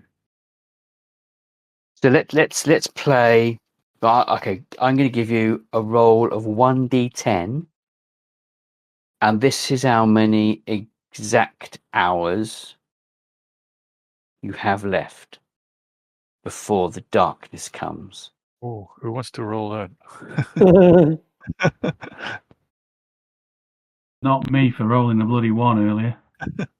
So I have the bad luck as well. Okay, let's roll a 1d8, and I'll give so you get a minimum of 2 hours. So it's 2 hours plus 1d8 to give you a bit of a chance. To be fair, really. I'll do it, but don't blame me if it's slow. Oh, good. Yeah. So that's 7, 8, 9. So you have 9 hours to play with. So he takes like 4 hours to come down. Yep. We have like 5 more hours. Yeah. Well, while he's coming down, we can. I don't know. We could put that vehicle into position. Oh, yeah. There's no cruiser or whatever. Yeah. Although, Are we taking the tank as well? So in the 4 hours he's walking down, so you've got quite a long time. You could land at the tank, see if you can get a start at the tank. So that Yeah. would require simply landing, which you're an experienced pilot. I'm not getting rolled for that. I will make you make a mechanics roll to see if you can start the tank. Yeah, and I think it's So- worth spending some dice on that because yeah. we kind of need that to work, don't we? Yeah. Normally I've got 3, but I've only got 1 point left on mechanics. So Nikolai's got 7 points in mechanics. Well, I guess we know who's. So he that. can, because that's part of his shtick that I put in there was that he's a mechanic as well as a pilot. So Yeah. Cool. he's got a pretty good chance of getting it up and running. Right, so this vehicle has been sat here since the 90s. So that's 35 years. So I'm going to say it's going to be a difficulty of 5. But if you roll over 5, not only will you be able to get the tank working, there will be a full tank of gas, or there'll be there'll be a full tank of gas because this drove and whatnot. So you land, near enough. So you land, and there is scratch marks on the top. The hatch has been left open. There is blood stains around. So at both the top hatch and the front hatch. So there's nobody inside, but there is an army boot with a bone sticking out of it left in there. So you wouldn't after 35 years you're not going to get a smell of death, but it's musty. But you climb into the vehicle, and it's a dry, arid area. So start the engine. Now, I think I would suggest spending some points on this because you've got 7 to play with. So Yeah, but do we need it later on as well to get out of the base? Not engineering, not mechanics, unless you break down. So, but then you could spend hours now. So this is essentially what you've done is you've looked over the vehicle, double checked the battery, and whatnot. So this is a one and done. You did this one dice roll because there's going to be, if you roll over 5, that meant there's just enough battery power spark to fire it up first time. If you don't roll over the 5 the first time, then it's going to take several hours to fix it. You're going to need to get the battery charged and whatnot. So base of 5. So if we want to be certain to make it, you need to put in at least 4. I'd agree. Put 4 in and then. Oh, should I put 5 3 points? Yeah, you can put 5. Well, then you got 1d6. So your base is 1. So you put 4 in. Your minimum you're going to get is 5. But so put 4 points 5, in, and then you can't fail, basically. Yeah. You put 4 points in, you cannot fail. Okay. So I'm gonna put in 4. And that will leave you with 3. Yeah. And but 3. So if you have 3 left plus the 1 you would get normally, it's 4. Any other mechanical unit, it's not like you're going to be repairing this tank again. If this is your first start, if it starts, then it's going to be easier to fix it next time. And the other vehicle works anyway. If it breaks, there's a full toolkit stuff there. So you would need to bring you could bring anything that needs fixing because you've got a full engineering room, as it were, in the red vehicle. I'm sorry to throw a spanner in the works here, but I'm Yeah. gonna do it anyway. Did you not say though when we were talking about so Struan's plan is that we pile in the tank, we drive the truck, leave it at the base of the thing we need to blow up. We all jump in the tank, sticks his head out of the hatch, presses the phone to trigger it, get back in the tank. But were you not talking about maybe us being in the plane instead and flying over it to detonate it? That's and then another option. Be heading for the Yeah. hole. Yeah. So in which case we might not need to worry about the tank, because if we're going to be in the plane, then obviously the tank isn't relevant. But it just the problem, because what worries me is if we're not in the plane, set this bomb off, could be that the bomb trashes the plane, because you're going to have to park the plane somewhere fairly nearby. So I don't know whether it's better for us just to be in the plane and then take our chances that way. I don't know, what does it? I mean, it's not really my decisions. I don't know what it thinks. Because of course we have to get from then once we set the bomb off, we have to then get to the hole to get home, and presumably we want to do that relatively quickly. Are we better off in the plane and risking that, or do we park the plane a distance away, get in the tank and do it that way? I don't know. Yeah. Can we be on the plane? How close can we be to the gate while being on the plane? So 200, 200 meters. We've got to be within 200 meters of the truck to set the bomb off. Yeah. But like you say, what you could do is, I think what you were saying was that you fly. You literally fly out. You put the truck where it's going to go up. Get in the plane. You fly the plane. Take the plane off, and as long as you're within 200 meters, then the bomb's going to go off. Now, obviously, when the bomb goes off, there is a possibility that the bomb shreds the plane, and we've all had it, which was why the tank was a good idea, because then it's much less likely. But then what worries me is if we're not in the plane and heading away from the explosion, will the explosion trash the plane, and then we've got to get to the gate on foot or in the tank, which is going to take a lot longer.